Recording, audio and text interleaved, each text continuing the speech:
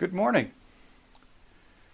The horribly tragic event in Arizona on Saturday, January 9th, may well change the politics in the U.S., hopefully for the better. Um, I'm very concerned about fiscal policy going forward. And certainly before Saturday's events, my concern was that neither the left nor right will be willing to work together. And the last two elections have kind of hollowed out the center, that has taken out a lot of the moderates in Congress. The Obama election, for example, swept out some moderate Republicans and elected more people from the left. Conversely, the more recent midterm election hollowed out the moderate Democrats to a large extent and put in their place several fairly radical right-wing politicians. My sense is that many of the people that are on the hard left or the hard right are unwilling to compromise.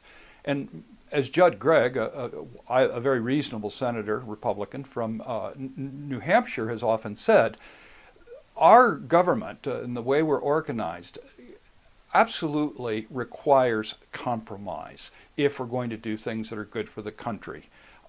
Everyone's going to have to give.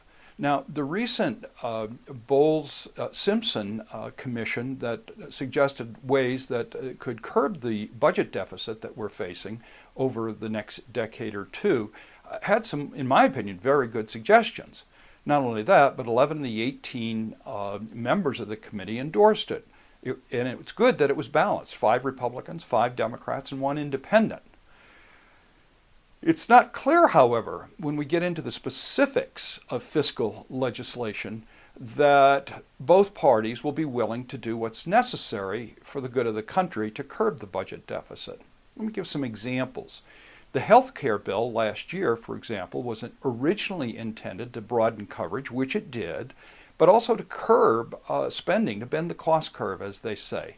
And although a recent congressional budget study did suggest that medical costs will be less with the health care bill than without it, undercutting one of the Republican arguments for repealing it, there is a sense, which I agree, that it did not go far enough to try to curb the expenses. Now, my own view on health care is what should be done is we should probably have some sort of a national insurance program competitive with the private insurance programs. But I don't think that's an acceptable solution for most Republicans. Conversely, some of the Republican proposals to curb health care really would not be accepted by the Democrats. This is just an example without judging how difficult it's going to be to come to kinds of solutions, because we know that one of the things that has to be curbed is the growth entitlement programs, and primarily in Medicare. So this is going to be a problem.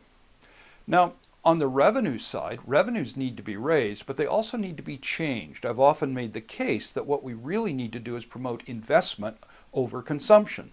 So it would be good, for example, to have a national income or tax on consumption, whether that be value added, which is maybe not the most efficient way to do it, or some sort of a sales tax. But that's regressive and would hurt the poor more than the rich. Of course, you could offset this by, for example, allowing the Bush tax cuts on the wealthier households to expire, and also by limiting the deduction of mortgage interest to mortgages under a certain level, whatever that level might be, 400,000, 500,000, etc. But these proposals certainly wouldn't be agreed to by the hard right. So it's absolutely important that a group of moderates on both parties get together to accept these measures, as was, for example, the 11 people of the 18 did in the Simpson-Bowles Commission. Now, at the same time, some members of both the left and the right will need to basically hold their nose, compromise their principles, and jump in the water together. One side isn't going to win over the other. So as I look at the tragedy on Saturday, I think there may be some optimism that maybe, we ought to be more tolerant, maybe we ought to agree, maybe we ought to work together for the good of the country. But those feelings may dissipate pretty quickly as hardened positions stay hard. So as I look in the second half, I would certainly hope that I can be more optimistic in coming months. I certainly hope that measures will be taken which can be agreed upon to cut the fiscal deficit in the long run, which share the pain, but I'm not optimistic about it. So while we're in good shape, I think, in the first half, we'll have to wait probably until the second and maybe even the third quarter to see if we're going to get viable solutions for the longer run for our economy. Thank you.